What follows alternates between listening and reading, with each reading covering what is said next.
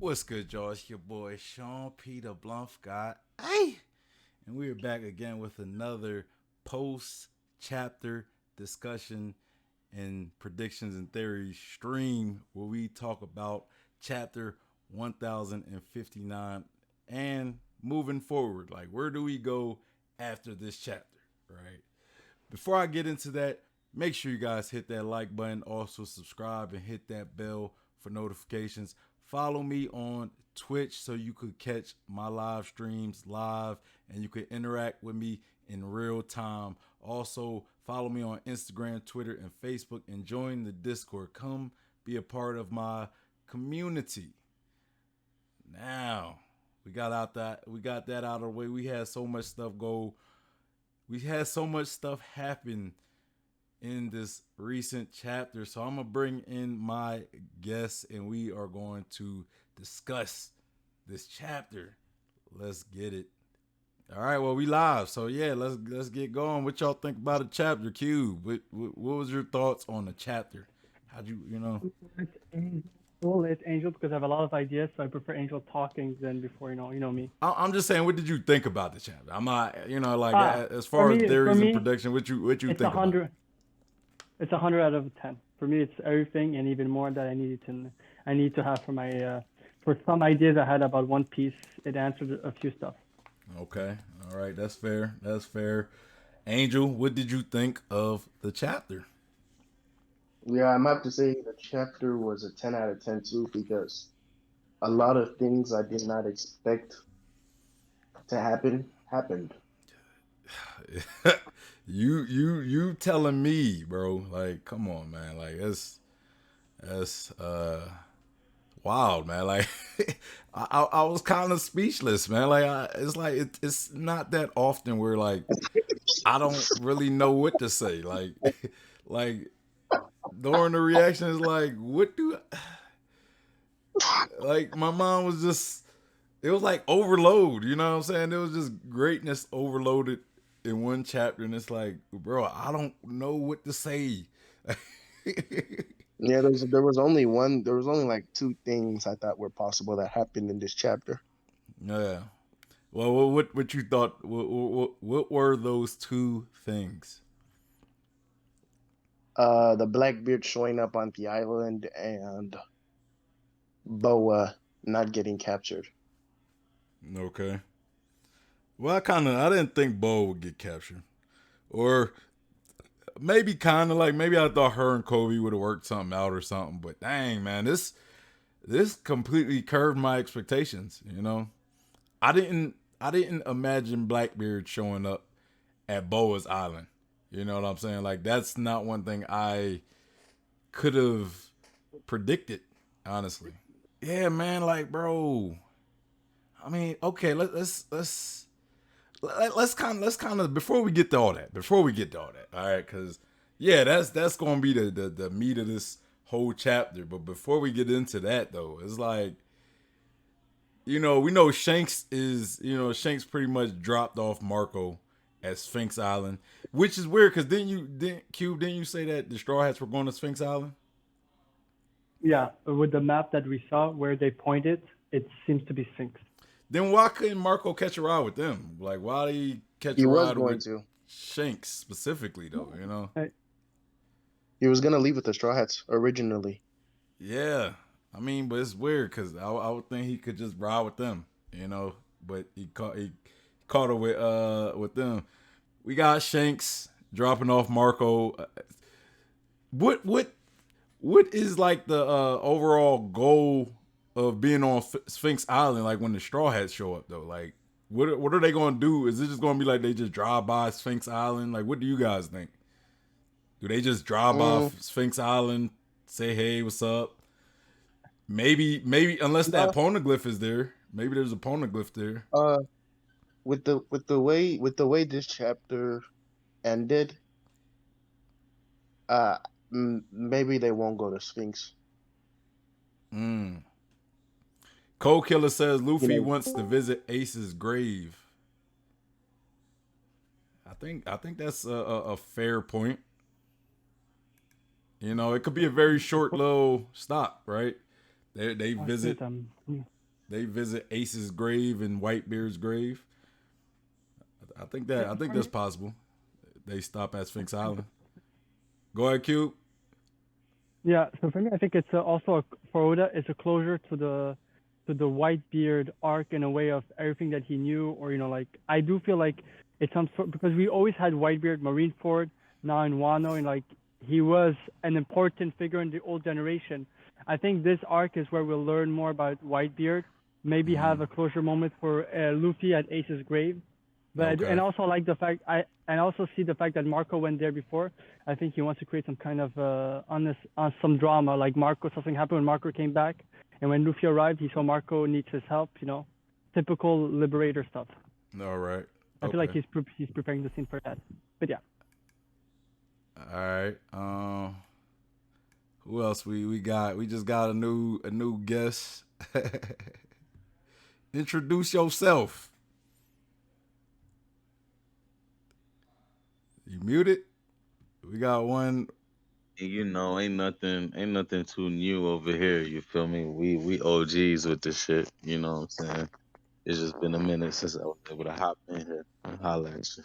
You gotta let people know who you are though, man. They ain't And seen. it's OG Triple S, man. It's OG Triple S. We over from the BDA Discord. You know what I'm saying? But we over here. It's OG Triple. You know what I'm saying? Big Dark King energy, big Suki energy. You know what I'm saying? You know what I'm Yeah, saying? Captain that's Dubs all one. Mr. You Shimosky know what I'm saying? himself. Been You going know with it. that for a minute.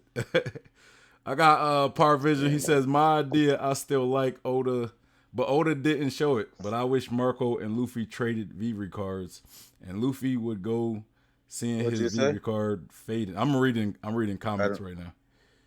Um, He's it's from Par Vision, YouTuber. He says my idea I still like, but Oda didn't show it. He's talking about Marco and Luffy trading Vivre cards.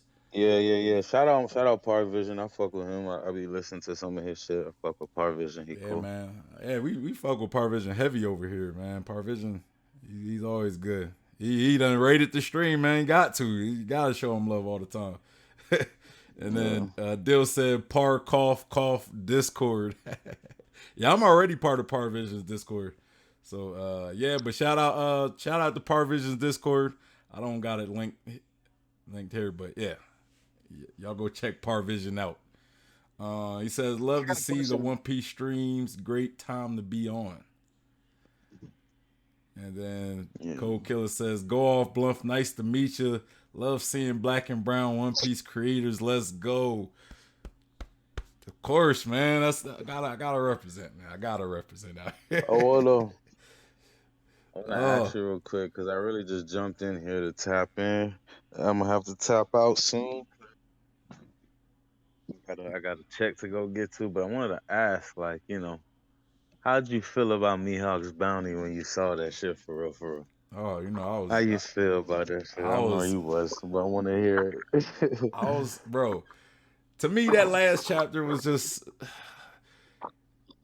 I love that chapter, bro. Like, cause it was just Mihawk, the You whole gotta love Cross that shit. Guild, getting the bounties of Mihawk. I was hyped, cause I feel it could be higher, but it's been frozen for so long. So, of course, it makes sense that it's not going to be higher than it is. But learning that he was a Marine hunter was like that was what really made me hype. Yeah, that was major. That Learning was Mihawk. major. How you feel about the Seraphims? I imagine I talked about that already. Nah, we didn't get to them yet. But Oh shit. Okay. Cool.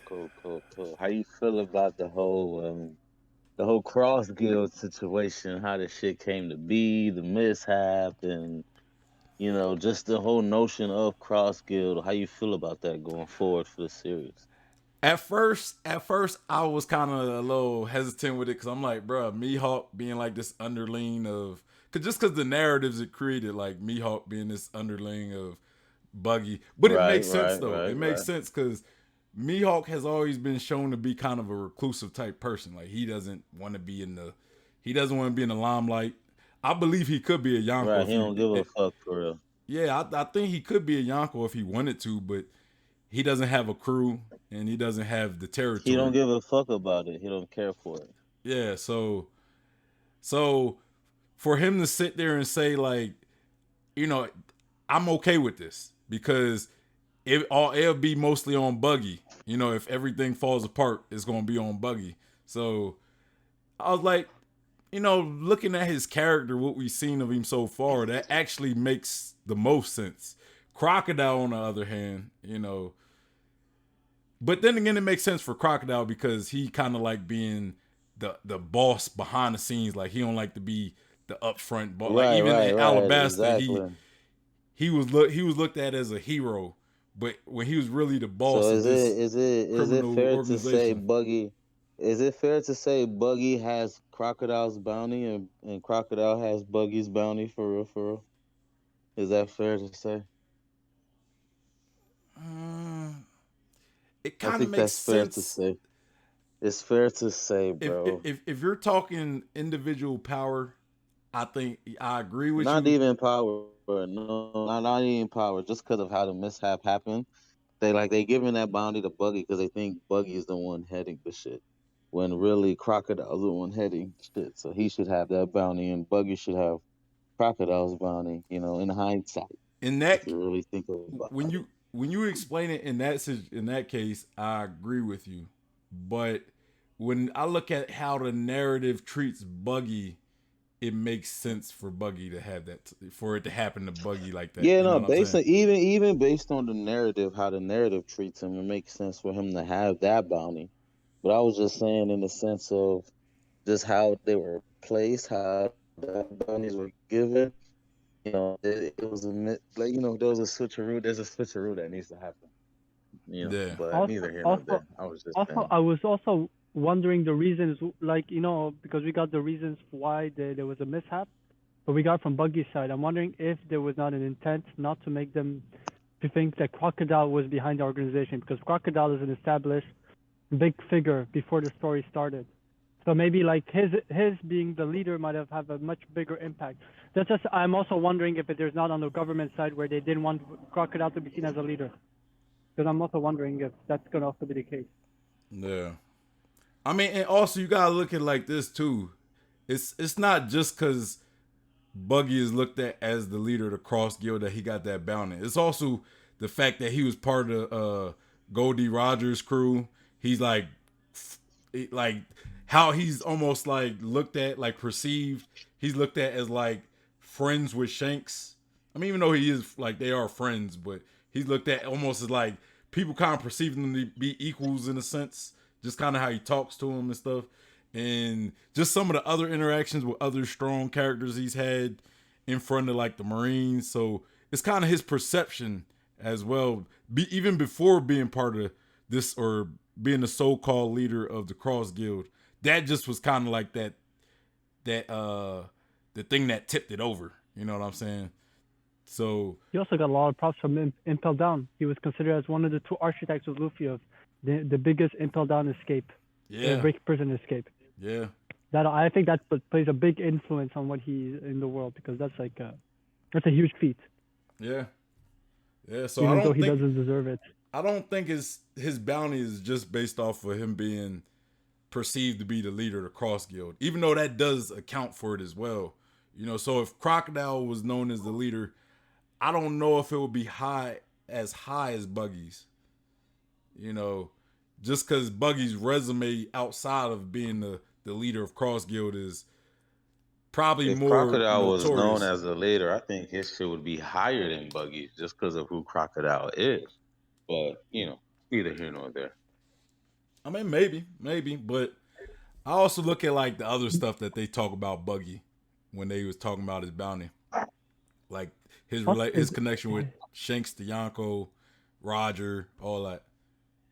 What were you saying, cute? what about how we found out that Ace was considered a Shishibukai by Sengoku because they knew who his family was, who his father was. I Yeah, always wondered if Buggy got the invitation of Shishibukai because of maybe where he came from, and so I was also wondering if that secret thing could also play an impact, on why his bounty went to over 3 billion as well. He And I was do, a Shishibukai. What are you talking about? No, he was a Shishibukai, but when Ace, if you think about it, when Ace, Sengoku talked to Ace at Marineford, he said the only reason why we offered you the Shishibukai is we know who your father was. We want you to keep close. And so even though Buggy did all up, there might have been a lot of more people that would have become a Shishibukai before Buggy, but they offered to Buggy. So I always wondered if Buggy's origins, family, also played an impact, you know? It Buggy's definitely played. family. I mean, I think Yeah. it was noted too. I think that was noted too. That it's because of his presence at Marine Ford that they gave him a warlord position, and we know Yeah, his but like at Marine Ford he was like all buddy buddy with Shanks, and even like talking to Whitebeard on like some type of equal terms and shit. Like, I mean, because it's clear based on what happened on Marine Ford that he got that. And his whole portrayal on Marine Ford was based on the fact that he was a former Roger pirate, just like Shanks. You know what yeah, I'm but there's saying? So also, like Shanks, that kind of mystery already around hinted to. they have that mystery around being born during the time of God's Valley. So it's just my always an idea. I always wondered if Buggy's family has something interesting in the past. That's always wondered, you know. But you're right for everything. He did get all those feats. I'm wondering if also that was a nudge on his side as well, that pushed to that side. But yeah, that's just my Yeah. idea on it. Yeah, let me read his comments real quick. Power Vision says, yeah, gotta get that representation. Cold Killer says, world government sees Buggy as Roger's son, Shank's brother, and Whitebeard's ally. Yeah, and yeah, I think all that also plays a major key into Buggy's bounty. You know, not just the cross guild stuff, like, you know, but the cross guild thing does play a big piece too. You know, so if Crocodile was looked at as the leader, I mean, maybe they would switch, but I think even then, maybe Buggy's, if you did switch him, Buggy's was his bounty might be a little higher than what Crocodile's is, not being looked at as the leader. You know what I'm saying? But I don't know. That's just kind of my speculation. But yeah. So okay, we kind of talked about the whole, you know, what happened with Sphinx Island and everything. So let's get into the meat of the meat and potatoes of the Marines showing up at the Kuja Island or whatever. Is it Kuja Island?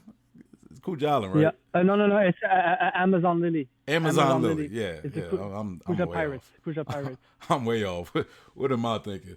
But yeah, the Marines showing up at Amazon Lily, and we see the Pacifista Seraphims. So I know one of them looked like Boa. We know one of them had Mihawk's eyes, what it looked to be. Yeah. And they also had Yeah. Lunarian wings with the fire Exactly. on the back. So Angel, you wanna you got any thoughts on that? I know Angel been kind of quiet. I kind of want to get Angel in on this. Um, You got I any mean, I said it predictions? earlier. I think.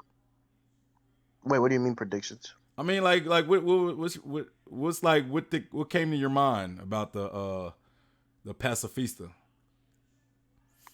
Oh, they're just I mean, from the two we've seen, or the three, I don't remember how much there was in that I chapter. think it was two. They seem to just be younger versions. They just seem to be younger versions of the warlords Okay, with so Lunarian DNA. with like the Lunarian, yeah, and I was thinking like my first thought was King a Shichibukai, but then I was like, oh no, King was they used to experiment on King, so they had his DNA. So the question is, are these guys clones? You know what I mean? Are they clones or like droids or like cyborgs, kind of like the previous Pacifista? I think they're pacifistas because they did also note that the pacifistas had no, even prior to the Blackbeard, you know, taking them out, they had no visible damage, even though they were being heavily attacked. I do Yeah. feel like clones still show If like if human if features, like blood and stuff like that. They didn't seem to show that. I'm gonna sorry, No, go ahead. I'm gonna have to say they're clones. I'm gonna have to say they're clones because of the one that boas seemed to show emotion when Yeah. we saw it. It was smiling, so like they can show human emotion. So I'm just gonna assume they're clones since the pacifistas couldn't show emotions from Maybe what I they're both. remembered. So Maybe they're both. Yeah, cyborgs pretty much. They'll be like Yeah. cyborgs Yeah. with DNA. You know, like Yeah. yeah, that's weird because now you're taking kind of what the Vinsmokes, like the Vinsmoke research. You know, Vegapunk probably perfected that better than Judge did. And also, it kind of makes me think. mhm. It looks like Vegapunk kind of merged all of the different stuff. Like we saw Mihawk, the Pacifista Mihawk, hitting with his sword, like all those different. We know that it was a big attack. So I'm wondering if all the different inventions that we've seen, he managed to make like a new way to use it with those Pacifista. So I'm also wondering, like, we know there's the lasers already. Yeah, We know there's a weapon, so maybe like he maybe did special weapons. Like it's interesting. Like, what did he merge? Like, and then like I said, I do feel like it's a kind of, he's a huge DBZ fan. There's this kind of cell inspiration where like you said, it could be merged on different types and each side pacifistas. yeah. And yeah, my question is, because I wondered when I read the chapter, this is what, because you know how Vegapunk, even though what he's doing for the government, we found out he didn't go willingly, but he had no choice. And he seemed to be helping the Straw Hats and not being 100% in league with the world government. I'm wondering if he didn't give like older versions of that new project, and he's reserving it for when he's going to be doing his move. Because he gave them children versions. Maybe he has adult versions of other type of pacifistas that he's keeping. Because we already know that he put the PX5, PX7, who are still in circulation, were older models of 3 years prior, but the government was still using them. Yeah, I don't. So yeah, that's my question. I was wondered when I read the chapter. Yeah. Like, is there something even better than what he sent? Yeah. Hold on. Cold Killer says, I think it's going to be an army of those two Warlord Lunarian clones. Y'all think they're going to use other people's DNA or just mass produce these two? I think it might be because they could have got like the DNA of like most of the Shichibukai. Like, just think like maybe Law could be in there included. Crocodile, Doflamingo, Buggy, Blackbeard, Where's Experiment on? Weevil. No, in Hazard. Huh? In Hazard, Kaido was also in Experiment on with his Dough Fruit, so they could also do a Kaido one. Kaido. That's scary. Ooh, that's a dangerous Kaido. one. That'd be kind of scary. And we don't even know if they have like devil fruit abilities. Like, yeah. I don't think they really showed any like devil fruit abilities on like while they were there. Parvision said maybe any Impel Down prisoners too. Oh, that'd be even scarier right there. Like the only ones we seen was like the one that looked like Boa and the one that looked like Mihawk. That's the only ones we seen. But they could have like clones of like almost every character in the series. Like, God, like that's ridiculous. And he says meaning Ace and Luffy could still be an option. That's true. Another thing is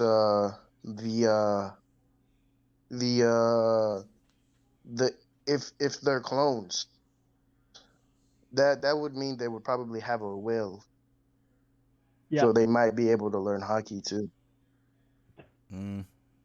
Because I don't know, but it might be possible. I mean, Blackbeard had to use armament to block one of their attacks. Yeah. Parvision said Shiki clone. True. That'd be scary. Well, why would they have an Ace clone? Dill said Luffy wasn't a prisoner per se. Yeah, I was thinking that as well. Like, I don't, but Luffy left a lot of blood around. Like Luffy's blood is like everywhere on the planet, so it wouldn't be hard to get Luffy's DNA. Also, now that I think about it, maybe that's why Sengoku had hard time dropping off, letting the Shanks agree with Shanks on getting Whitebeard's body. Maybe the plan was also to take Whitebeard's body. Imagine that if they got Oh, Whitebeard's body, oh yeah, because they, because they didn't want it. They didn't want Shanks force them and pressuring them. well, I don't know, because unless like the Marines knew about what Vegapunk was doing, like if they Well, knew, I do maybe. feel like Sengoku might know about the project as a fleet admiral. No. I mean, but he might not know the specifics. He might not Yeah. know like what exactly Vegapunk needed. You know Yeah. what I mean? Yeah. But I don't know. Yeah. Like You're right. I don't know. Yeah, that's you can only speculate that. It's. Yeah. Par says, I think Luffy was still in prison, right? Once he was discovered, I forget how that worked exactly, but I don't I think he fought Magellan at one point, but I don't think he was ever actually imprisoned. I think he was just kind of running through the prison most of the time. He got poisoned by Magellan, but I don't think Magellan ever like did he? No, yeah, I don't think If he was in prison, they would put handcuff on him. They didn't put handcuff on him. I think he just found himself in level 5. I think Magellan just figured correctly. he was going to die. I think Magellan poisoned him and just kind of left him to die, but I don't think Magellan ever like locked him up or anything. I mean, he was in prison in Whole Cake Island. Now go ahead. However, they might have a Shiryu cyborg Pacifista, because Shiryu was imprisoned, even though he was a guard at one point. They imprisoned him. So they might even have him as a pacifista. Bro, there's so many possibilities, man. It's so many possibilities of, like, because all you really need is just the DNA. You know what I mean? DNA is not hard to get if you could get like someone's blood. Like, let's say, you go to a battlefield or whatever, like Marineford, right? How much blood was spilled in Marineford? That's like that could have been like a playground for somebody like Vegapunk to collect DNA, So you don't necessarily even have to be arrested to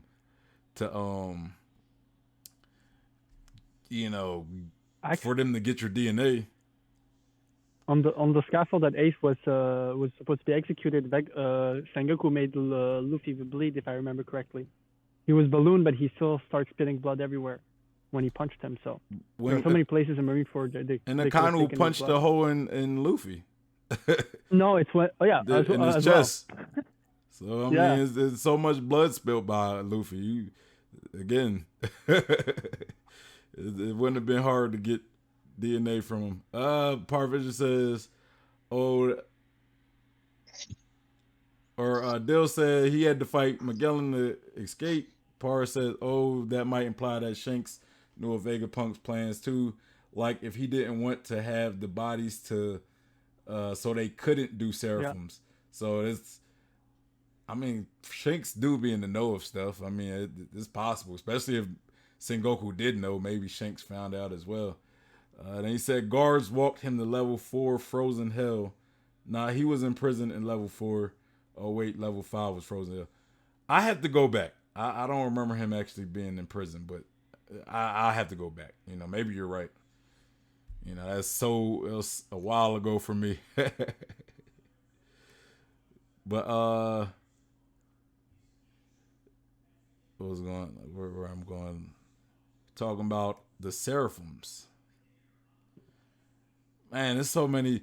Okay, kind of moving on from the Seraphims. Unless anybody else got anything to add about Seraphims. Nobody? No, I'm good. Nobody? All right, let's talk about Blackbeard showing up, man. To me, that was unexpected right there. Blackbeard showing up like, hey, I came for Boa's devil fruit. Who got something to say about the Seraphims? I don't know if you can give me a moment. I was trying to let everyone get their piece off and shit. Oh, go ahead. I was trying to see how y'all felt about you were talking about possibilities of who they may or may not have. Yep. I want to talk about who they most likely actually have, based on them having a boa and a Mihawk. Yeah. What's the possibilities of a Jinbei, a Moria, a Dofi, Mm-hmm. a law. I Mm-hmm. You know think what I'm all the saying? Shichibukai are probably What fair if, game. right? That's what I'm thinking because it's like I imagine upon entry, you got to do some shit like submit a vial of your blood or some shit like that. You know what I'm saying? Some wild shit. Yeah, that could be the case. And Or like when they do those meetings, like remember the one meeting with the Shichibukai? It was like early in the hmm story, the first one, where we had them all at that hmm table. You know, you collect some skin flakes or some hair follicles or whatever. now the thing with that is we know that most of them never even really pulled up to that shit. Like even with Mihawk, they was like, "I'm surprised you came because you usually Yeah, don't Yeah. come." yeah. So I'm thinking it's upon like a first negotiation type thing, like part of the Mm, deal they type also shit. did for the You know what I'm saying? And Actually, I then do like that. I and do then like that take. as far as that, I'm thinking like, okay, why did they not send these to Mihawk? And then it's Maybe they arguable did. that they did. It's arguable that they did, and he just like got them the fuck out the way, like it wasn't no big deal. Like it would have been it's a bigger reveal here with Boa than it would have been with Mihawk based on what we expect from him, type shit.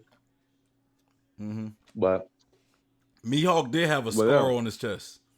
Mihawk did have a Yeah. scar on his chest, and I say like when when people say that, people ask me like, "Hey, where did he get that scar from?" I said maybe it had something to do with the SSG project.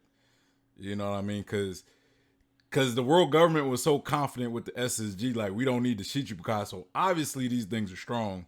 We seen them in this chapter, if that is indeed the SSG, which I'm assuming it is. So if they, they're that strong, even Blackbeard was kind of like sweating fighting them. So maybe they kind of gave Mihawk a little challenge, and Mihawk still won that though. So now, my question would be, my question is, do you think, well, how soon do you think the Straw Hats have to deal with them?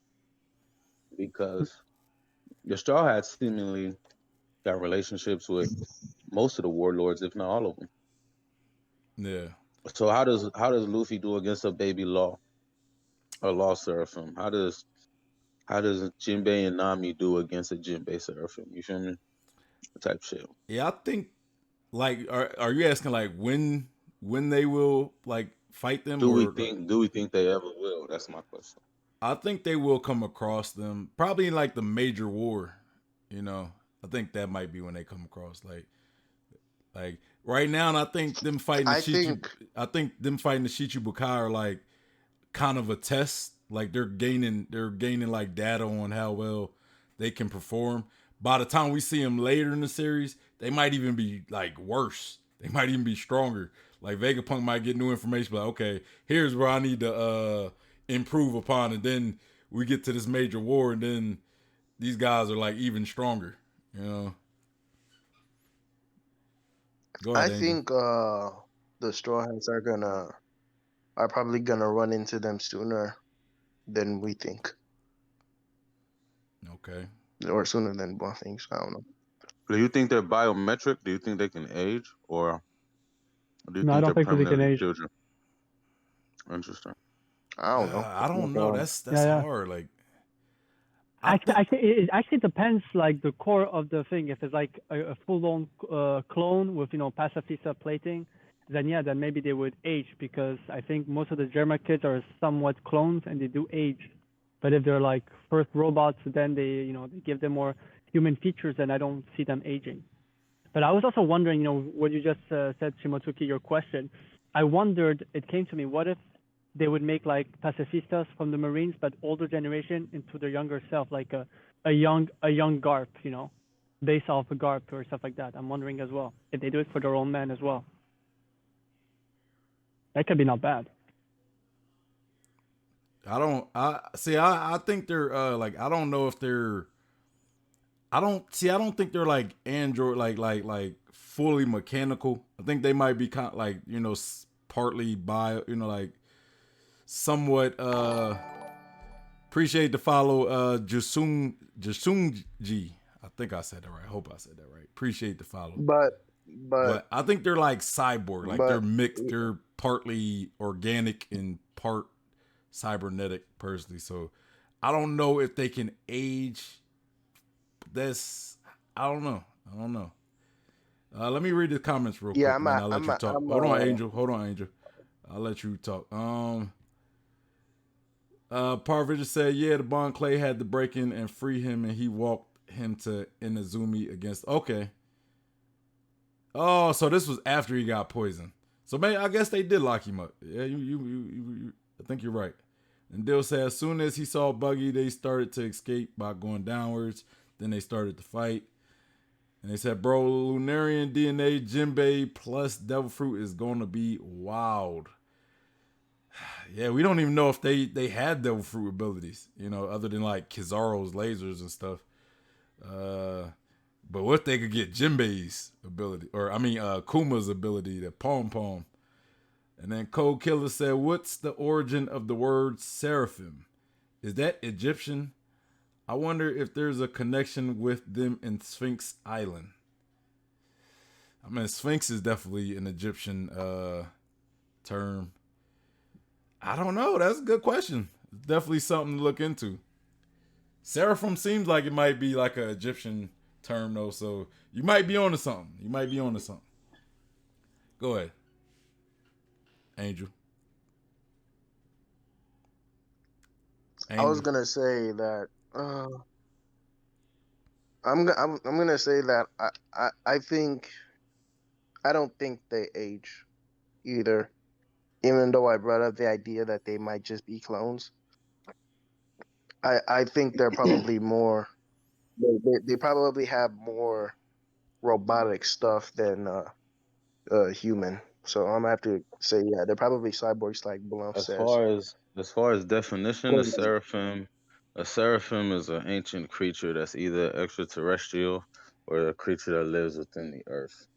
I literally just saw this on a motherfucking Ancient Aliens episode last night. But the word seraphim is a thing, and it is used to describe beings not of this earth or not of this earth's origin, in a sense. So Yeah. yeah, just a little. And I have to say, but one of the few reasons I think they're not, 100% clones is because of how strong they are. Even with Lunarian DNA, they shouldn't be that strong. But we don't know how much DNA they have. They could have Kaido DNA. That could be part why they're so strong. They could have a lot. It could just be a mixture of different, like Cell, right? Like Cell, how he had like Frieza's DNA, he had Goku's DNA, Vegeta's DNA, whatever other DNA he had, Piccolo's DNA. So DNA, yeah, he had a lot of people. Yeah, so if they got like Kaido and Shanks DNA, they could just be monsters, but maybe not live up to like Kaido and Shanks individually. I wonder if they have Kaido's DNA. I wonder if they can turn into dragons.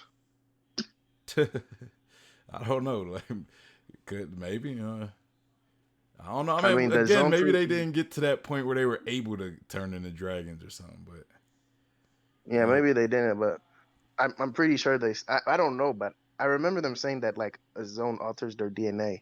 But maybe I'm wrong. Yeah, unless there is a Kaido Seraphim out there though. That's probably going to be scary right there. Maybe this is Oda's way of bringing Kaido back. I don't know. In like a different way, Dill said, well, they're going to have Kaido's Devil Fruit ability, Kizaru's Devil Fruit, possibly the other Admiral's fruits. And they said it's an old religious term, by the way. Yeah, I mean, bro, like they could have Akaino's, Aokiji's Devil Fruits. Bro, it's scary, like the potential we got in these Seraphims. That's just honestly, yeah. I just searched it. If they got Kaido's DNA, they might be able to turn to dragons, because It's the zone fruits merges their DNA with the user Yeah. or alters the user's DNA. The problem is that he needs to be able, I think, to be able to make a will as well in the devil fruit, because I do think that that's an important ingredient in making an artificial devil fruit. You know. What? And the question is, can they remake a will each time for those devil fruit? That's the question. I mean, Vegapunk. If Vegapunk created it, Vegapunk already recreated Kaido's devil fruit, so he obviously knows how to recreate artificial devil fruit. So he could probably do it again and put it in these seraphims. Yeah, maybe. Yeah, if they got Kaido DNA, they might just be. This guy might be right. If we see them at the war, they might be OP. If they do have this stuff. Man, it's scary what we got from these seraphims, man. It's just so much mystery behind them. But anything else on seraphims? I know. No, I want to talk about the next part. All right, so we're gonna talk about Blackbeard showing up to Amazon Lily. Huh? First of all, I want to give props to somebody, and that's Angel, because like for the last almost 1 month and a half, he's been talking to me about maybe Blackbeard having connection with Hancock or going to Amazon Lily. Yeah. On our Discord, he's been talking about it, so I will give him props for that. No, I didn't know that. I haven't heard him talk about it. Because I talk about it. It's because the only reason I've been talking about it is because like spoilers have been coming out like for the past month that Blackbeard would be showing up, and I just kept mentioning it, and each time I was wrong. But and then it happened. The question though, coming to Amazon Lily every week. The question is, what does Blackbeard want with Boa Hancock's devil fruit ability? I would say another question. Did Hancock lie about her devil fruits? They're not able. The next user not able to undo the petrification. That's the real question I want. If she lied or it's the truth. Well, before we ask that though, what does he want with Boa's devil fruit? Like out of all the devil fruits he could be going after. After all the devil fruits he could be going after. Her devil fruit is Boa's, huh? No, because for me it's connected to that question I just asked. Because if he can undo petrification, maybe somebody's petrified from the past and he wants to reawaken them. You know, like maybe the next Ted's captain, Ted's commander, his next captain, or anything else. Because I do feel like he wants. Usually, I don't see him wanting that devil fruit for the future. I see it as. You guys still hear me? Yeah, I'm listening. Yeah, I can hear you. Oh, yeah, okay, sorry. I thought somebody went out. I can see him for the past. Okay, I can see it in the past, like maybe bringing somebody who was petrified. That makes sense. Yeah, mm-hmm. And he's an Oda said if Blackbeard wasn't a pirate, he would be an archaeologist in the data book of Blackbeard, which is I do find this is really interesting. Maybe Zebek, possibly. Yeah. Maybe Zebek, possibly. Cause I low key think Blackbeard trying to bring Zebek back. So if let's say Zebek got petrified, turned into stone, maybe he wants to bring back Zebek. Mm-hmm. I kind of like that. I kind of like that. That's what I was going to that. But the question is again. That's why I asked my second question immediately. Is did Hancock? Because if Hancock didn't lie, then this goes out the table because he will never be able to, unless with the Yami of another devil fruit, he can break that rule. But yeah, that's the thing. That's a problem. Dill said, I think it was deemed a failure only because it didn't have a will of its own. I think he's talking about that artificial Kaido devil. I don't believe it was a failure though. Well, he said it was deemed a failure, but I think maybe Vegapunk lied, possibly. You know, or he just also, told him. I like this idea. I don't think there was an idea where it's saying it obviously was a success if because seeing how Momonosuke was able to use it. So I don't know. That specific fruit was not a failure though. Definitely wasn't a failure. But I like this idea that. I just wanted to say this Let, about the Kaido thing. all right, go ahead. I don't the Kaido devil fruit thing, the artificial one being a what's it called, Failure. a failure. I'm pretty sure at some point we're gonna see why he called it a failure. But Hmm. right now, it's been checking all the boxes. But at some point, that devil fruit is gonna do something that it shouldn't be doing, and then we'll see. But Okay. uh, to go with what you just said, I also like there was a theory on Reddit that said that it was at the defeat of Kaido and Momo using the flame clouds and protecting Wano, the flower capital. He said, what if the Delphoid didn't have his will, but basically the minute Momo his haki got stronger and was able to use the fruit to the fullest, that's when this fruit became from a failure to a successful devil fruit. That Momo basically gave the last thing, and it's his haki. Because he said the devil fruit was shit until Momo started getting braver, and his will seemed to be very strong. Yeah, but Instead of all right. original being just stronger. But yeah, we don't have the answer anyways. It's like it can only be speculation at this point. But yeah, Too bad. back to Blackbeard though. I just wanted to. Yeah. Y'all try to take that on a whole tangent. I wasn't taking that too. But yeah. So Blackbeard wanting Boa's devil fruit to maybe revive somebody who been petrified. I kind of like that idea because fighting wise, I can see why that would be a very useful ability. I do. I think there could be better options for somebody like Blackbeard, especially with his devil fruits that he already have. But for like, let's say, like you said, Cube, there's somebody from the past that he wants to bring back that might have been turned into stone. Zabek, I low key just think Blackbeard wants to bring Zabek back. At first, I thought maybe Zabek was, like let's say if he's dead, maybe he wants to get his body and like basing off the idea that Blackbeard has multiple souls, right? And Zabek possibly being one of those souls. Maybe somebody like Gecko Moria could take like Zabek's shadow from Blackbeard and put it into like a zombie corpse, like Zabek's zombie corpse. Let's say if they find his body. But the idea of let's say Zabek being turned into stone as well, and Blackbeard trying to undo that, that's actually that's not a bad theory. I don't believe. I think that's a good theory. I never thought of it that way, but anything to add I on that? mean, Go ahead. I mean, I mean that is a good idea, but I just don't know. But Why else a would he simple answer have? for me, a Go, simple answer for me is the devil fruit is overpowered. From the information Cube has given me about this fruit, I think it was a few days Yeah, ago. yeah. Because I checked when the chapter came out. I checked about her devil fruit, and in the data book, he re-explained in the SDS. He re-explained Boa's devil fruit, and that was a few years back. And he gave an example with Blackbeard, which I found it, like, oh, that's teasing us 2 years before. hold And he on, said y'all. that her devil fruit, yeah.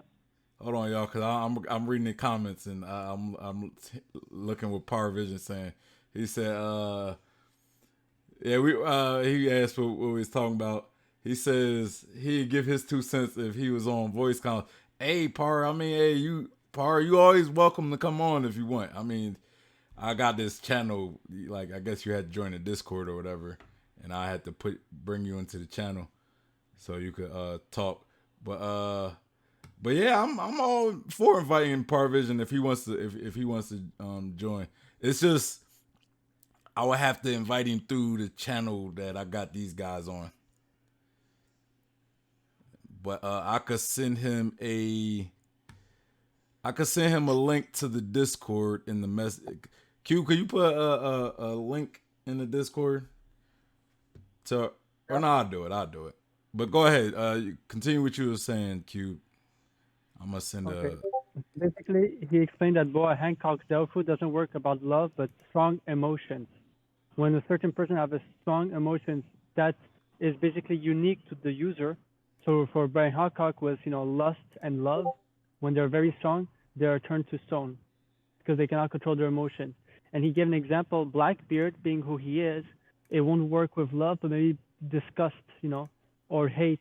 And so if you have that strong emotions, you'll be turned to stone. That's how it affects the emotions of a person. Yeah. Hey, Power Vision, I'll put the link to the Discord if you want to join, and then I'll give you permission to be part of this YouTube stream channel, voice channel, and you could, if you want to join, I'll give you. Oh, he's here. He's what? He's in the chat. Yeah, I know, but I think he wants to get on voice chat though.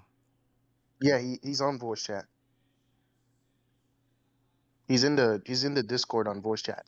Oh, but I think he's in the other. Yeah, I think he's in the other voice chat. Hold on, Power Vision. It's a YouTube stream. Oh, yeah. Yeah.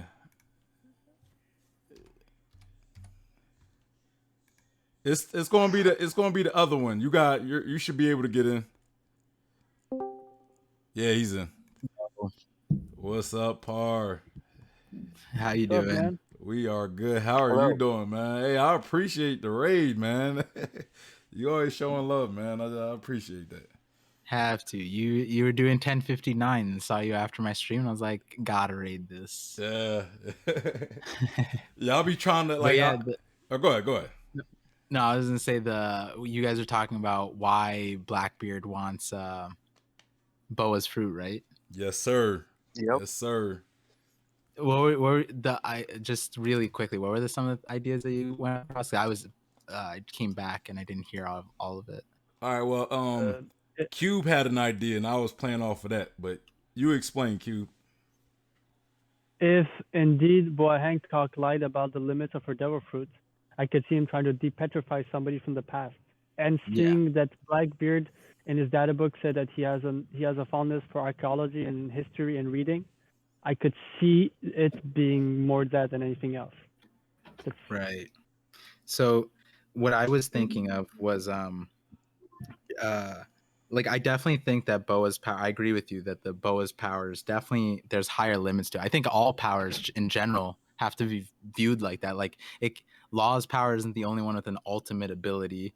Monchery has an ultimate ability as well. She can restore any building, anything to its original state. That's her ultimate ability according to Treble. So I would imagine there's a bunch of other fruits with other abilities like that. And so her saying that line, she said, I can't depetrify things of a user in the past. That was a very interesting line to me because what that implies is that she has tried.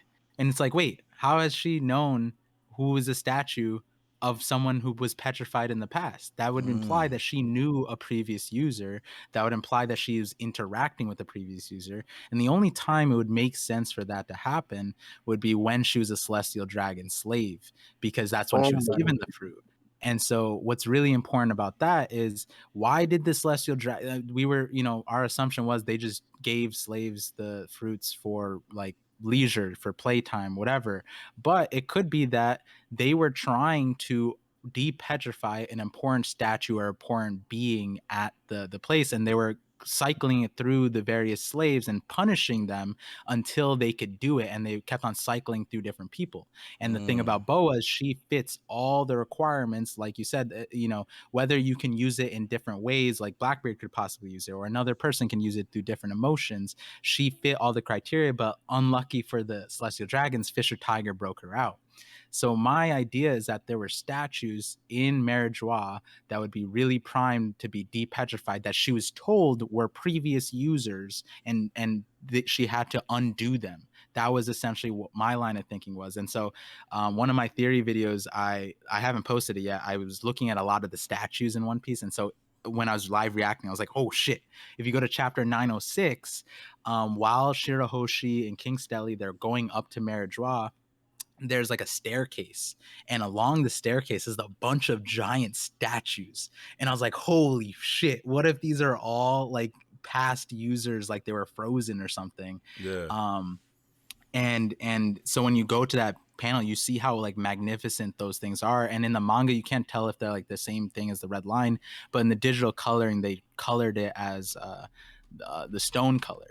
And so the way I was reading the chapter was, yeah, like Blackbeard could have a use for it, but he came there saying that he didn't want the Navy to get the hands on her power. He was essentially like when you look at the outcome of the battle, he was more happy that like the Navy didn't get their hands on Boa's power rather than him not getting the hands on the power, right? Yeah. And he did say he had his eye on her power, but from my understanding, it's like he was only there to prevent the Navy from getting it, and implying that like they had some kind of higher use, and if they used it and they were successful, then it'd be really, really bad for them.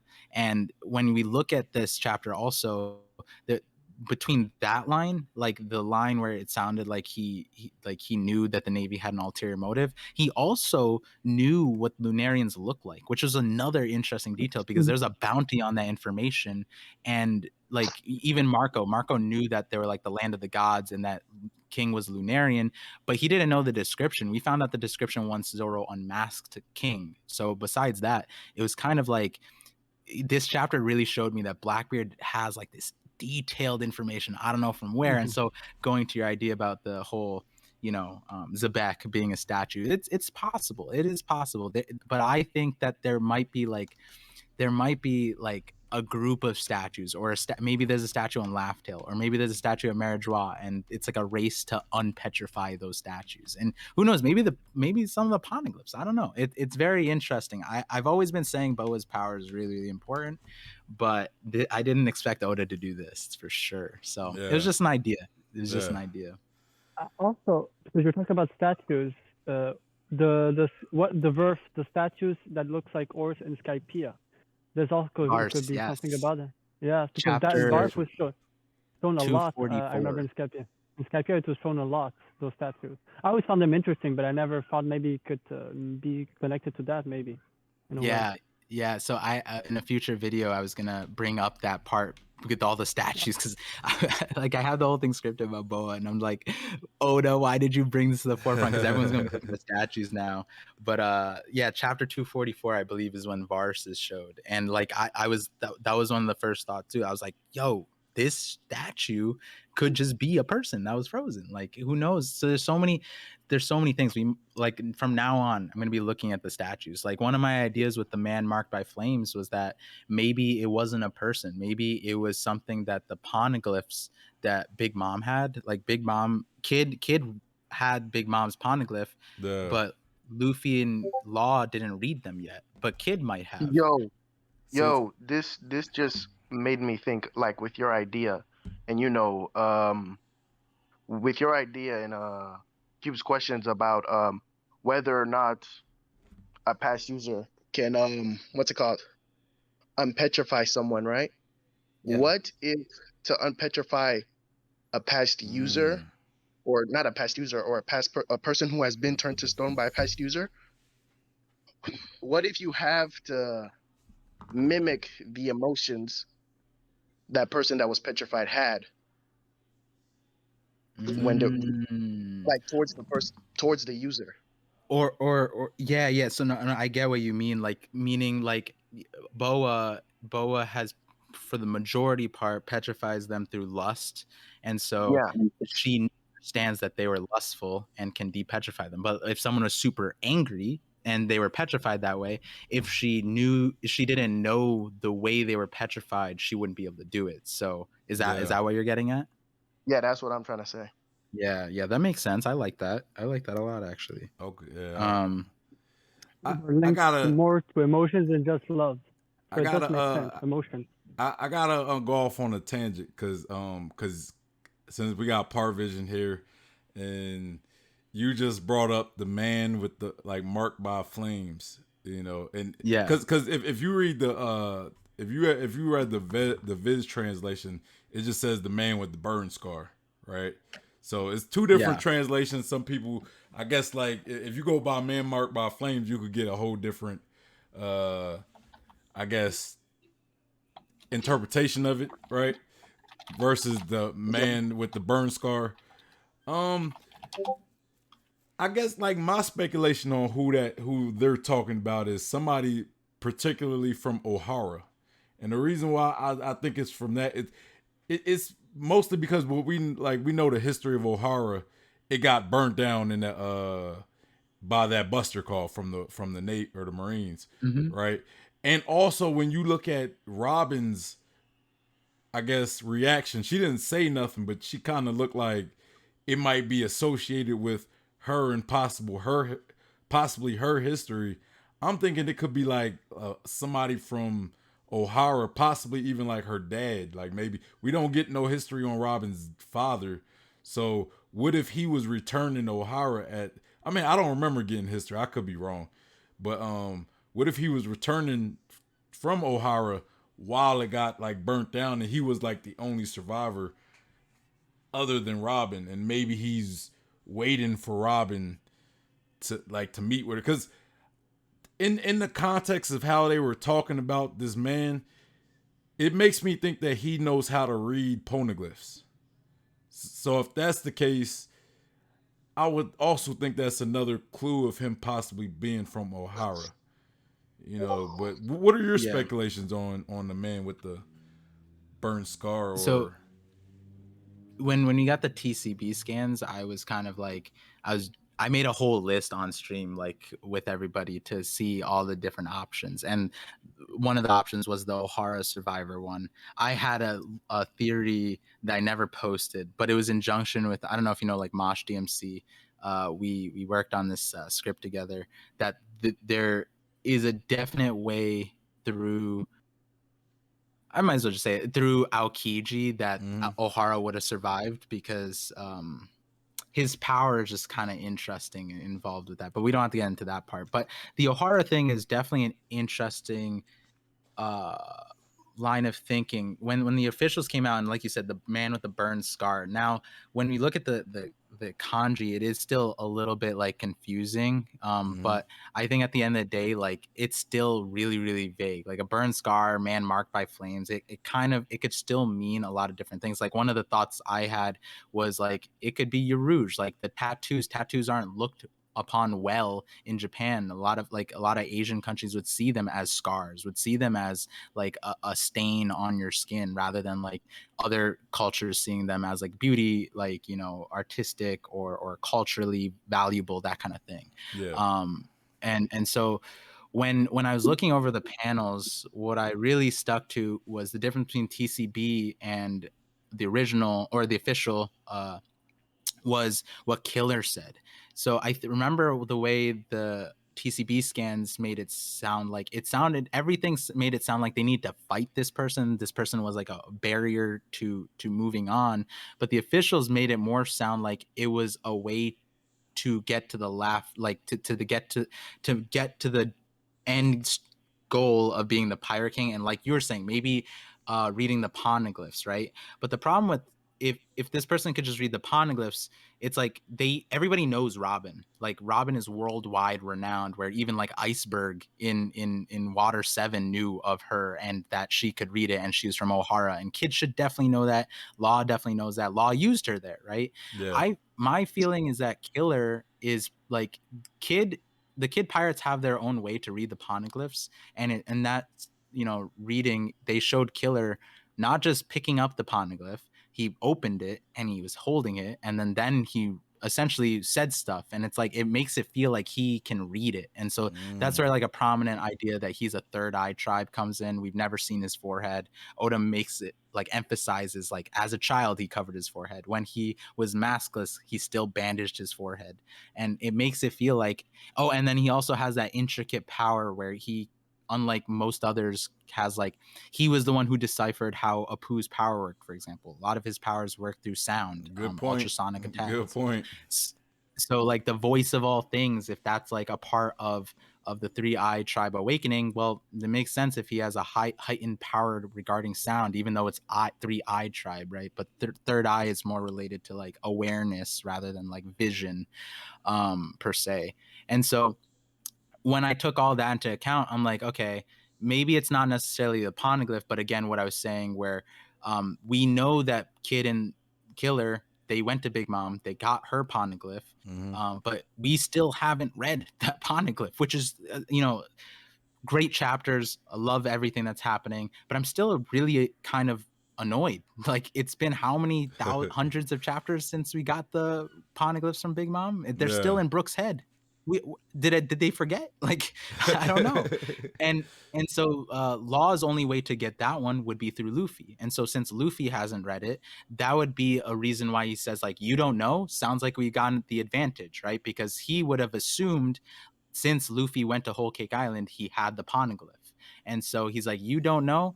And then it sounds like, oh, you didn't read the thing, you don't have that knowledge. I guess we're an advantage, right? Because he assumed that there were equals in that playing field, but they're not. And so I think it is poneglyph related, and it's something that burnt man with the burn scar might be related to what was on Big Mom's road poneglyph. And and then it's like the man with the burn scar, if it's on a poneglyph, then it has to be like an ancient person, because how else would they say like a person who's in current time? And then the only way that made sense to me was if it was like a statue, like if it was a statue of someone with a burn scar, with a man marked by flames, if he was like some kind of statue.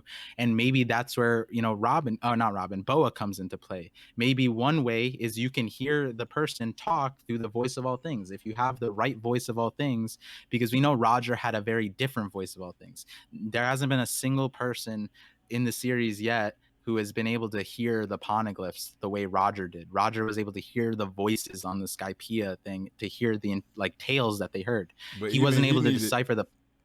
I was gonna say, even he needed Odin though. But even he needed Yeah, Odin. he needed Odin to read the poneglyphs, but that doesn't mean that, like, he's saying that this poneglyph is full of voices. It has an interesting tale. And again, he said that again on Laugh Tale. He's like, this is a story full of tales. And that goes back to another theory where I thought that Joy Boy was turned into a statue on Laugh Tale for some reason. And so they were listening to just Joy Boy's story of everything. And so the idea being that Roger might have been able to get to that statue and hear the person, but maybe these other people don't or can't, and that's where Boa becomes important. That might be with a crossword: Blackbeard, Blackbeard, Luffy, Kid, Law, everybody. It might be. I don't know. And it's interesting you say that, because because one thing that I've been noticing that it always has me question is, why have Blackbeard not been going after poneglyphs? Like, I'm pretty sure he wants to go to Laugh Tale as well. So maybe he has some alternative plan of getting a Laugh Tale, right? And maybe if you could unpetrify somebody who knows how to get there, or or knows how to do all these things, or has the information, you could bypass the need of having to collect poneglyphs. So that's actually a good point. But what was you going to say? That goes back to the Nolan video, if you remember it, where I said that there's probably multiple paths towards being the Pirate King. I remember. Laugh-Tale. I remember you said that. Yeah. You said you was talking about botany, like how botany could possibly help. Botany, music, like talking to the whales. Like, there's so many different things that like are just interesting ways, even through medicine. Or a certain devil fruit. Because if you think about it, for 2 years he hunted down devil fruit users, and we've seen in Roger, in the flashback of Odin, that as soon they were getting closer to Laugh Tale, both devil fruit users got so sick that they had to drop them off on different islands before going there. So I always wonder that only a certain type of will, or a certain person with certain devil fruit can reach there. Luffy's devil fruit most likely, but maybe others. Connected to Joy Boy of the past. So also that could also be an interesting route. Yeah. What were you going to say, Angel? I was gonna say this man just blew my mind with Iceberg, because I completely forgot that Iceberg knew about Robin, and that literally led me to thinking, like, how does he know that? Yeah, it's like, it's one thing, because they said that the demon, we don't know exactly, but we do know that the world government put out news saying, like, there's the demon child, the demon from O'Hara, right? Hold on, give me 1 second. Okay. bro. Cause not even crocodile. I'm like, what? How did she know? Or Sorry. how did he? What were you saying? I had to take the headphones out. No, it's because like how did he know that? Like, how did he get the information that she could read poneglyphs?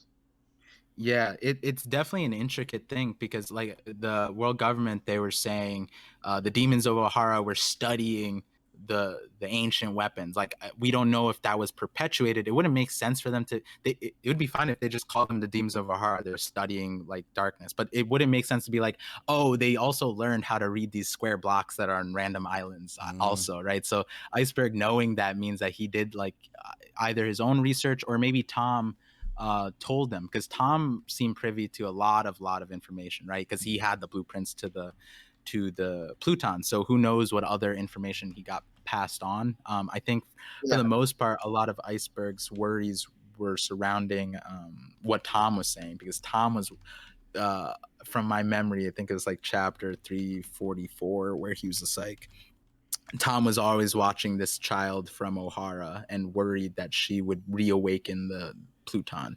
Yeah. And so yeah, going back to the whole thing, it's just like, you know, Law saw her translating it, but Kid should know too. So if it's really about translating the poneglyphs, then I don't know. It's weird. Because I think it really might just be translating the poneglyphs, because I don't think where she comes from was said when they gave her bounty. I think they called her the demon of O'Hara, right? The demon child of O'Hara. Yeah. No, they just said the demon child who sank marine vessels. Because also Rayleigh also knew about it too. Like though he's supposed to know everything, that's not an event from like Laugh Tale. So he knew like what happened to O'Hara, your people. They were too hasty, and he knew that Robin was from there. Yeah. I think and then also Nekomamashi also mentioned that and Black Maria mentioned that everybody kind of wants, you know, Robin. They do know her value in that regard, right? That she can do this. I might have it. No, what are you saying? I was gonna say, I might have a take on how Iceberg knew about Robin. Hit us with it. Yeah. So basically, you know, like, yeah, I don't know if you had something else to add. That's why. So basically, you know how a lot of the world government events seems to have some French, you know, dynasty events similar. There's one, because I'm from a French country that's half French, Belgium. And so I learned the French history. And there's something that always interests me with O'Hara, is that they have big similarities to the Les Lumières, the light in the French history. And basically, it's around this time. They're a philosopher, but scientific, all different intellectual people from different parts that came from Paris, and they created the first encyclopedia. And they gathered knowledge. And even though it was considered like a troupe, like a circus troupe, because they were the main ones, but there were people from other countries. When they would go to France, intellectual, they would meet up in a cafe and exchange knowledge. And they're the ones who basically created the first encyclopedia in the Western world. So I do feel like this, and one thing that is enough, and they exchanged between countries like Germany, Prus at that time, Italy, Greece, France, Spain. They were sharing information, and the key places where people would meet up would be in Paris. And so I do feel like O'Hara could have been that key place, but maybe what they were finding out, they would just send to other people who would share their information. That's how they were able to do the encyclopedia at that time. Got you. And we know that there's a Darfur encyclopedia that's always mentioned, but we've never seen, and we don't know who actually wrote it. Yeah, that's a great point. A future video, I don't know if you've seen my recent video, but it's about there's another creator called The Hidden Island. He put out you should actually check him out, Blumpgod. You should. Yeah, definitely. I don't know. Do you have you have a submissions place, right? Yeah, I got a submission folder. Yeah, it's like on my welcome. Like I got like a welcome tab, and it's like under there. So yeah, anytime you want me to react to something, I leave that for people who want me to react to stuff. So got you. Yeah, so he had a video called Rome Piece, and so we're gonna make a part 2 to it. And obviously, a large portion of that is the the the offshoots of Rome. Like I think Spain was the first colony outside of the main land of Rome, and then there was a lot of the French Renaissance and everything. Like that was when a lot of things changed, and I go into that a little bit into that in my Sanji video, because Sanji's French inspired. He's amongst the main characters. Oda clearly puts a lot of emphasis there, but then we look at the way even the warlord system, the peace mains and the Morganeers, I think, maybe I'm getting the name wrong, but they were hired pirates by the government to combat pirates. That's literally like the warlord system. So there's lots of inspirations, and I think that was mainly done by the French, because they had to like combat the other navies, like the Spain Armada and that kind of stuff. So but I have to get going. So I really enjoy. I love talking One Piece with as many people as I can. So really enjoyed that, and I sent you guys friends requests. Kube, I didn't know if Bump called you something different, so I just called you Kube. But I definitely would want to tap into that French knowledge you got, because in a future video I'll be diving deeper into that. So it's obviously I could do research online, but online research for things isn't the best way to look at things. It's often best whenever to you look at want. locals. Whenever you want. No worries. I appreciate you for blessing the stream. Like, it's really an honor of you having you here. You know what I mean? So I always welcome your input on anything. So I do these discussions after I do my chapter reaction. So anytime you're available and you just want to chat, you're always welcome. Just like, hey, I'm down to talk. And, hey, I always welcome. Sounds good, bro. And I definitely enjoy what you got going on. Thank you. Thanks for all the facts you just dropped on us. Yeah, that was a lot of facts. I felt like I was in a class right there. I'm like, yo, I'm learning some stuff. Yeah, thank you guys. Thank you for your kindness. Thank you. I sent all you guys friends requests.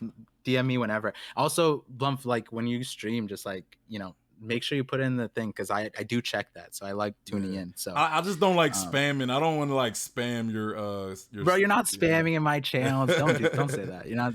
If someone said like, who's this guy spamming, I'm like, fucking ban them. Like, you're not spamming. Don't worry about it. All right. Enjoy the rest of your stream though. All right, thank you.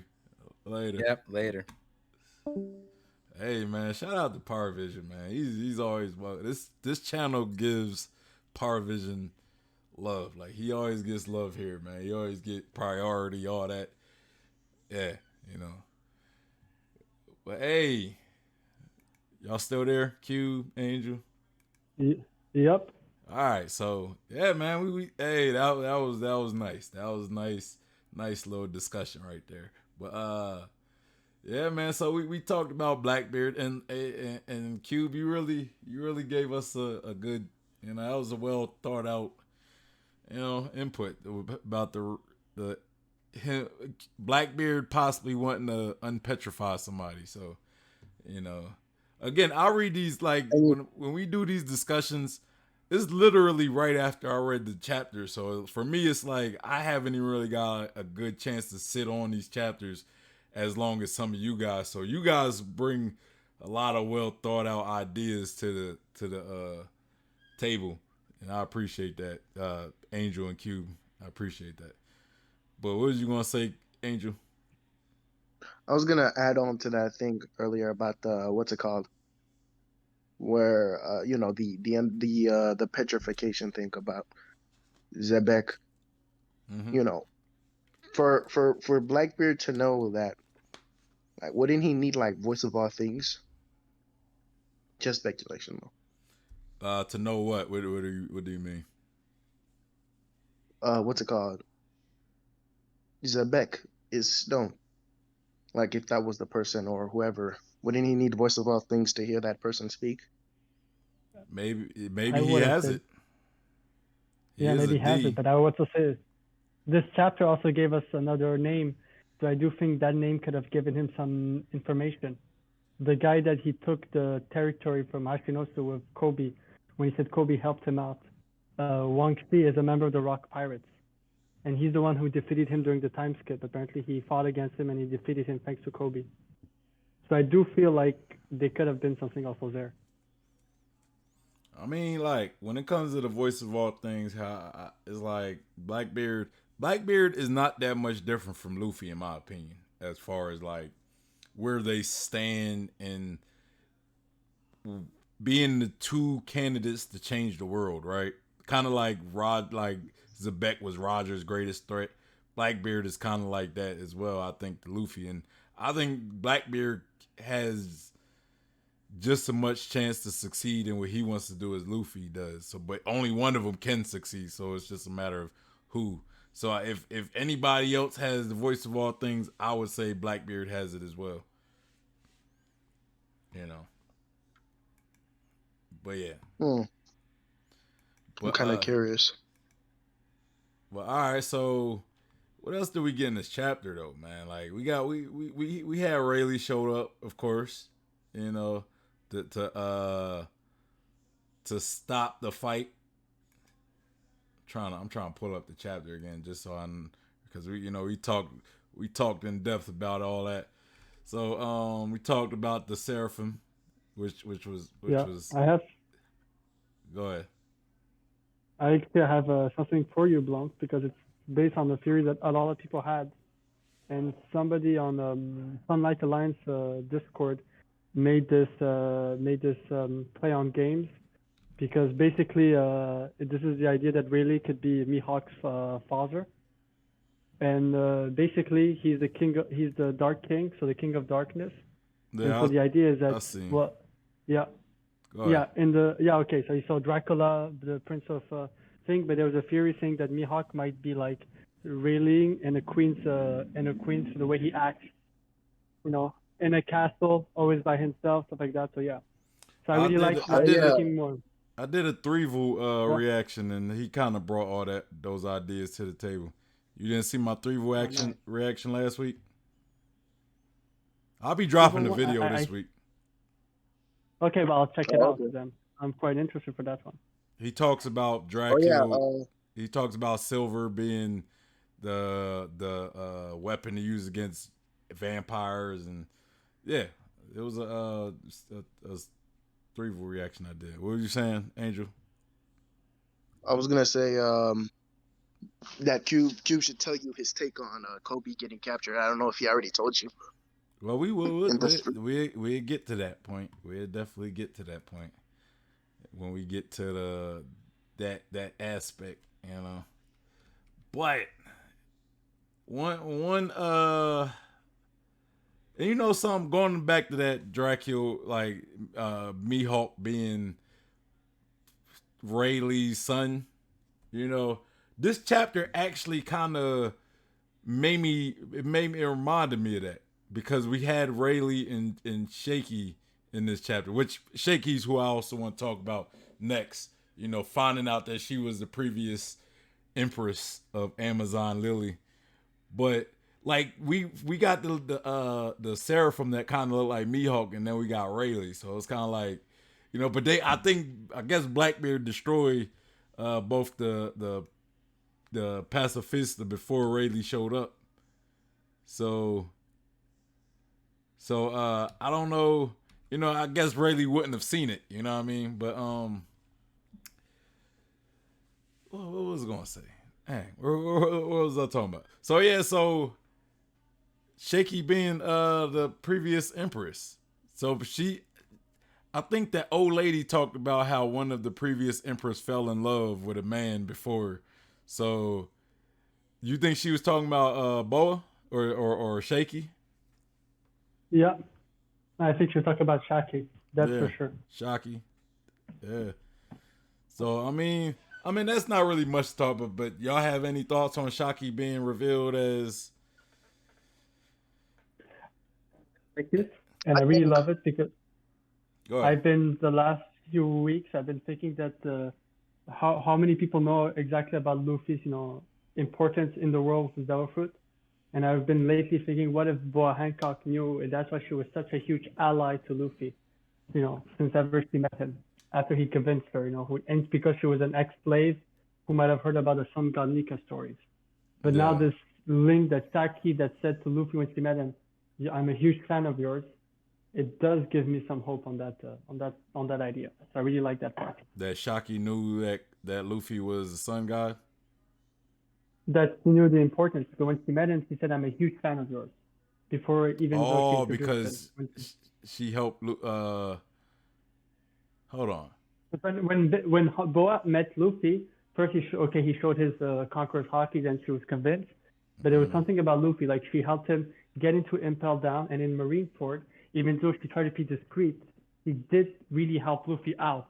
And then she protected him for 2 years. It feels like it's much more than a crush that you have on somebody, you know. It's like extreme. So I'm wondering if maybe the woman who thinks she's also the most beautiful woman in the world knows about the importance of Luffy. I always wondered if she knew more about Luffy. And if Saki could have shared that knowledge, if she had the same knowledge that Rayleigh had, it could be possible. Nothing is for sure, but you know, to not to that direction. Yeah. So they're all connected now. Was you gonna say something, Angel? Angel? I don't think so. Okay.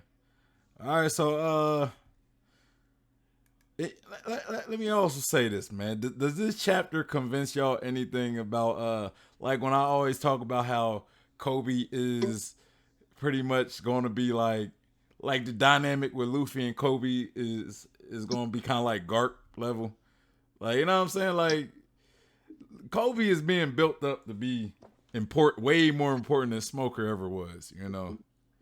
So,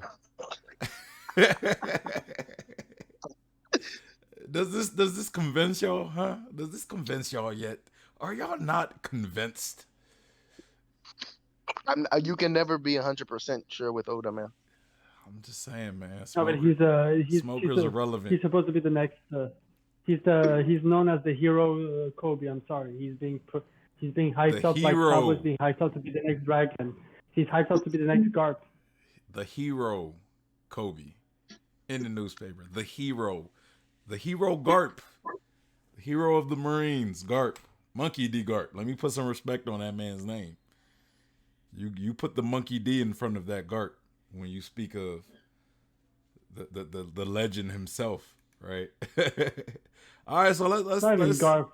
Huh? Not even Garp. It's Warp. Put the W on his name. Taking W's, huh? So all right, so the last part of this chapter, man, we got Kobe got kidnapped. He was the third headline when they was talking about a kidnapping. This whole time, I thought they was talking about Vivi, but no, it's been Kobe this whole time as the kidnapping. So that is so funny.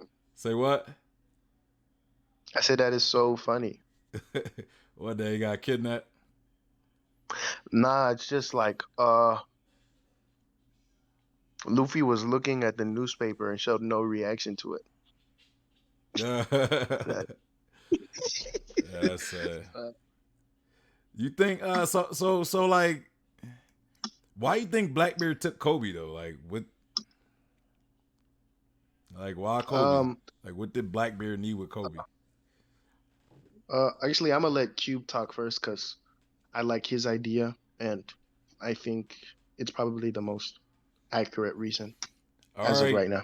All right, Cube, Nostracubus. Okay, so I think the reason why Blackbeard wants Kobe, we don't have the reason right now, is because I think Kobe gave him a reason why to take him, and that is because, and this is I think this is a sword mission. So I've been saying for a while, I do think like sword members, they're sent to as spies, you know, to either spy or to destabilize, you know, like Drake X, on environment that they're used to. And this is literally how we met Kobe. He was abducted by a fat pirate, you know, and he was kept for his intelligence. So I think that he made him seem like he had some kind of intelligence. And we know that he has, during the 2 years, he helped him and Blackbeard met during the work report. And I do think he's been working a way to basically be taken by Blackbeard. Yeah. So that's my take. So I think it's a sword mission. Maybe it has something to do with Luffy, you know, Yeah, Maybe he he must have gave him. convinced. He gave him a reason. He He gave him convinced a like, reason to hey, take I him. know some stuff about Luffy you might want to know. Hmm. Cause, Well, and think about it. Think about this, right? Like Drake was at Wano, and Drake was also keeping in contact with Kobe. So, Kobe probably knows some stuff that Drake told him about Luffy. You know, that he could share with I Blackbeard just to get under the services. mm, I don't know. I feel like Kobe probably is telling him stuff about the Marines or something. Because as of right now, Blackbeard seems to be having problems with the Marines or having a contest with the Marines right now. So I don't know if he's worried about other pirates. But Luffy is a possible Yeah, reason. yeah. Luffy in the Marines. You know, he could also say, "Hey, Yeah, I'm but Luffy I'm cool with Luffy. Luffy You might can have use been me as a bargaining chip. Just leave Bo Hancock alone." Luffy might have been Luffy himself might have become a part of Sword's mission since he's an emperor now.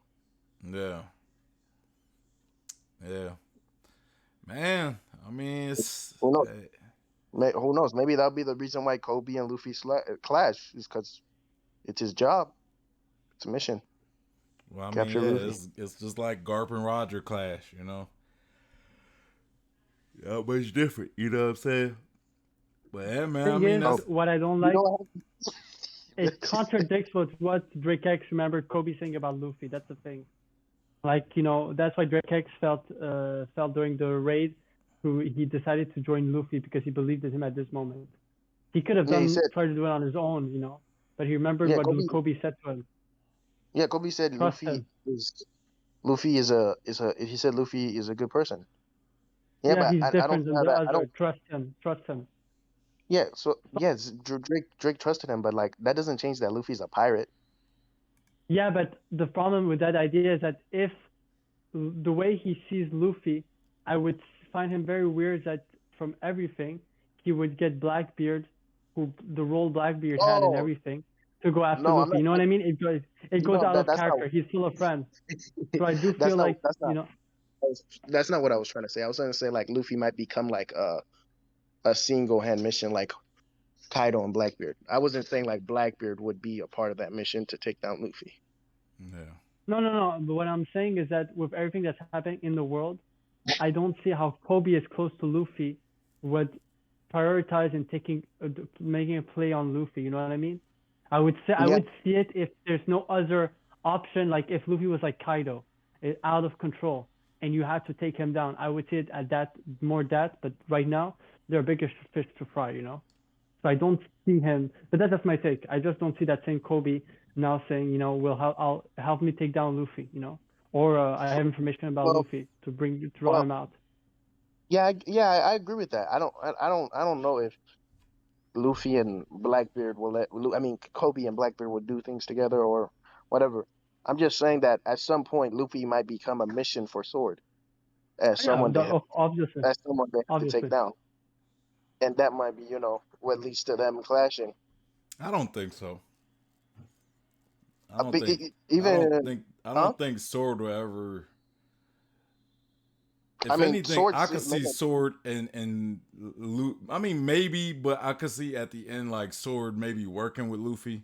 Like if anything, I see Sword maybe eventually opposing the world government.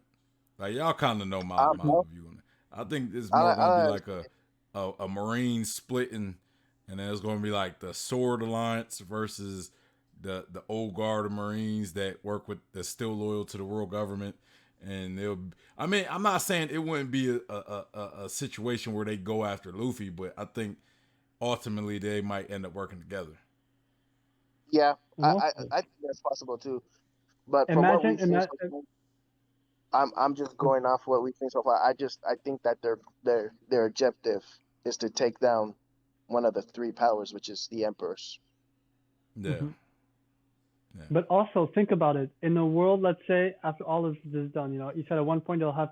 I think in a world where sword doesn't need to be sword anymore, let's say they purified the world government. a pirate like Luffy would not be as big as a threat as they think it is. You know what I mean? The reason everything about Luffy, like other than a few arcs, he usually goes where there is some bad stuff, like where he has to liberate. So I do feel like a world where Sword doesn't need will just be the world, will just be the Marines and world government. So good guys. I don't think that Luffy will be seen as such a huge threat. You know, I kind of would have I to mean, disagree with that, and it's not that I disagree with you on that, but it wouldn't be necessarily Luffy would be seen as a threat. He would still be looked at as a criminal and a pirate. So my thing is, I can see, and this to me just kind of is going to be a situation where Luffy's kind of mirroring Roger again, right? Where it's more of a symbolic thing. Like, yes, Luffy's the hero, but even though the world government and the Marines are like reconstructed and they're new and they're reformed and they're actually helpful, it's like they still have to put like they still have to show that they're against criminals, right? And Luffy still being a pirate, he's still going to be considered a criminal. So he would have to have a symbolic execution. And Luffy, kind of like Roger, might already be dying soon, because we know how the gears. I still believe that his gears are shortening his life. I don't believe that he's getting his life span extended, unless the law does his thing. And I'm against that theory. I'm really against that theory. But I still think Luffy's lifespan is going to be shortened severely. Even Gear 5, I think, shortens his life, or is going to be to a point where it shortens his life. So it might be a situation Luffy turning himself in, and it works out for the world government because they're showing like, look, they don't tolerate piracy and criminals, so we're executing this pirate. The biggest pirate of this last era. You know what I'm saying? We're the pirate king of this era. Even though, yes, he was technically the hero and everything, we gotta symbolism purposes. You know what I'm saying? So Luffy's gonna be the hero whose name was never written down in history. It could be that as well, because they can't make him to be the hero. He might have to be like the hero that never was, or something along that line. But yeah, but yes, the sentiment of the Marines seeing that Luffy's not bad, I agree with you in that sense, Cube. I just think that he still will be considered an enemy for the fact that he's the pirate and will probably end the series as the Pirate King. You know what I mean? I'm really trying to think right now. Think about Luffy. About Luffy. All right. Well, like I'm trying to think like with like I feel like no matter what happened, like if the world became peaceful and then the Marines still didn't, and the Marines were like, oh, let's just pardon him for his crimes. Luffy would do something that would make him a criminal. Because someone like Luffy can't live in like a peaceful world. I mean, because of his mindset. What criminal stuff has he done? Yeah, that's the thing. Other than call war against the world government because they had his crewmate. It's not like he goes doing crimes. He doesn't rob people. He doesn't kill people. I mean, that is true. He's just a pirate. He's literally like the only crime he's doing is he chose the life of being a pirate, which are inherently criminals. I guess. He doesn't kill people. He doesn't rob. I mean, he's punched celestial dragons for doing bad, morally wrong stuff, but he doesn't like just hurt people willy nilly just cause, or he doesn't rob people or nothing. But yeah, so I mean that's pretty much the chapter though. I mean, like Luffy doesn't commit crimes for no reason or do stuff for no reason. What crimes do he commit is what I'm asking you. I don't know. I'm just thinking right now. Like, what could Luffy do that would make him a criminal again? You just trying to But find something. I'm saying this man cannot live in a peaceful world. All right. Yeah. He's too what's it called? Bro, he just wants to be free. He just wants to travel. It's not like he wants He's to cause too chaos. He's not causing chaos. He just wants to be free and travel. What are you talking about? What do you I mean? This man think is I attracted to think chaos. He is Luffy attracted to would. chaos. I think it's not peaceful. I think it's an injustice world. And when I say injustice, is because justice is, it's not tangible. It's not something that stays the same. It depends on who has power. He's So I think in a peaceful world where everybody has, everybody's equal, like there's same level of justice, I can see Luffy just enjoying himself and having fun. bro. But because Luffy is linked to his friends, to the people around him. So if you see somebody suffering, he gets him pissed off. Angel. It's not If people aren't suffering or something, he's not going to be causing chaos. Yeah. He's not that type of person. I don't get what you're saying. He's not like causing chaos just for the sake of causing chaos. It's like he goes places, stuff is happening there, so he acts against what he feels though is wrong. Yes, chaos ensues because of it, but he's not. It's not like he goes somewhere that's peaceful and he's like, "Oh, let me mess up some stuff." I mean, he might go off and run and eat people food and stuff. I mean, unless you're saying like he's stealing food, then okay, maybe that's possible. He would steal people's food if it's food, but you guys are right. But I'm down. Like now, you guys got me thinking. Like what would Luffy do in a peaceful world? He would explore. He would go on an adventure. What are you talking about? I know, but his character's so cut and dry. What are you just trying to find something to? We've seen his reaction to going somewhere peaceful. He doesn't want to do that. Like he doesn't want to go somewhere peaceful. No. There's a difference between peaceful and boring. There's a difference between peaceful and boring. Luffy just wants adventure. What are you talking about? He like wants adventure, bro. Like he's in a place, adventure. He could be peaceful and still adventurous. He'll go to a carnival and just have fun at a carnival just because he's having fun. It's not like he's looking for chaos. It's not chaos that he's attracted to. He's attracted to adventure. He just tends to go places where it's chaotic. Sure, you don't want to be bored, but if it was Kid, I would agree with you. But it's Luffy, the same guy that owed money to Zeph at the Baratzi, so he decided to do the dishes. You know what I mean? He could have just beat everybody up and leave. He could have. He needed to do it. Yeah. That is true. He literally went to that island where Baroka works, and they treated him nice. They were lying. All them the pirate. I know. He got mad. He got mad at Zoro because he thought Zoro messed all that up when they were treating him nice. He was like, Zoro, what are you doing? These people treating us nice. Why are you causing this chaos? It's not like he started it. It's not like he was looking for a fight or anything. No, you guys are right. You guys are 100% right. We know we right. We try.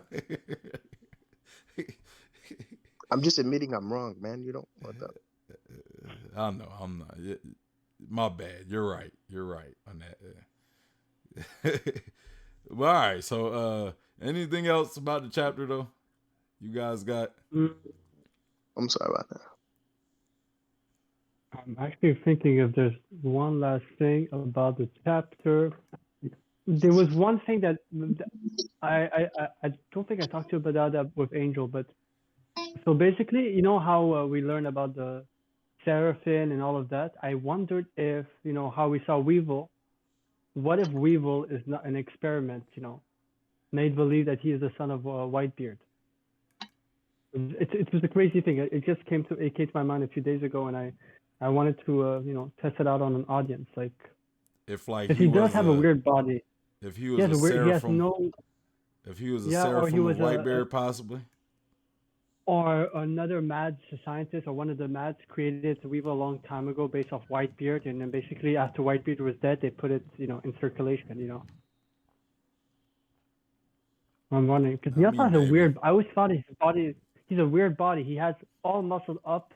and his leg there's no muscle in his leg, but yet he's so powerful. So I always wondered if there was more to him, you know? Yeah, I mean that's hard to talk. We hardly got anything on Weevil, so it's like Yeah, I know. I don't It even was know how just to approach Weevil. Yes, So, you got a point. It could be, but yeah. so I have something I could bring up.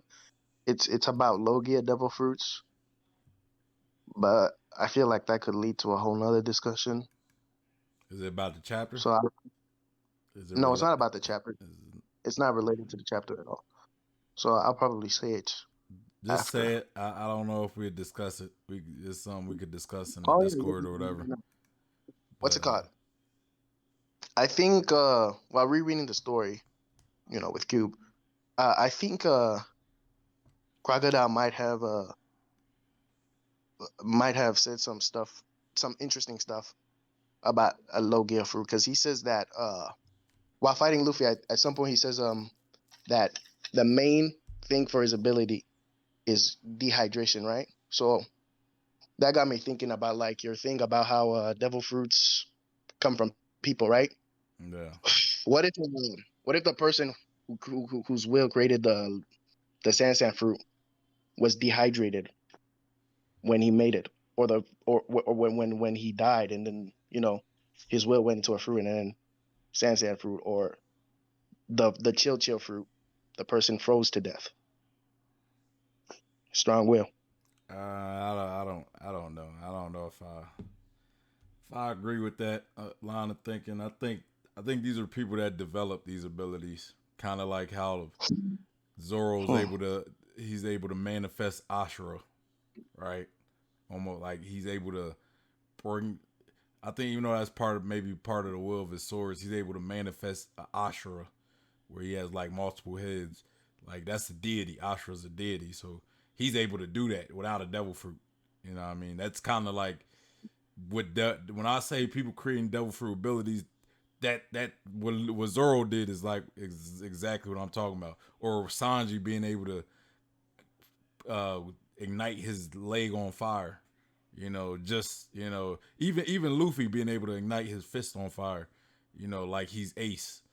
When Luffy, I mean, when Luffy's has always been a rubber guy. Even though now with his gear, his awakening, that might kind of put a wrench in it. But how does unless Nico had a fire ability as well, but that's the sun god, so possibly that could be more attributed to Luffy's devil fruit. So, but Sanji doing it, I don't know. That's like, is it part of his? Is it part of his biology because he's genetically modified, or is it something more than that? What about Brook using ice? Even though that could kind of be associated with the afterlife.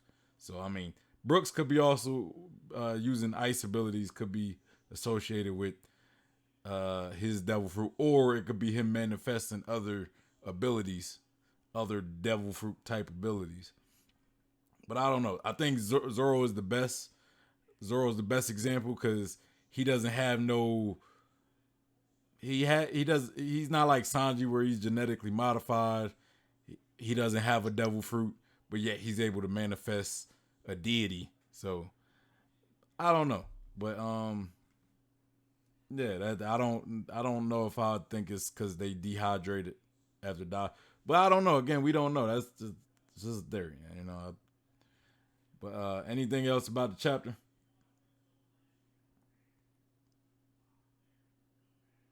No. I'm all set. I think I said everything I need to say. I'm thinking, but I have nothing actually. Yeah. All right. Well, I'm gonna wrap this thing up. Make sure you guys hit that like button. Also, subscribe and hit that bell for notifications. Follow me on Twitch so you could catch me live and you could engage with me in real time. Also, follow me on Instagram, Twitter, and Facebook. And join the Discord. Come and be a part of my community. We talk One Piece. We talk Berserk. We talk other series. Whatever you want to talk about. Epo or what's the series called? Andrew? Nah, he's not listening. Hajime no Ippo. Hajimo Ippo. Yeah, he talks about that. But exactly, we talk about all types of stuff. Anyway, y'all, it's your boy Sean Peter Blumpf God, and I'm out of here. Peace.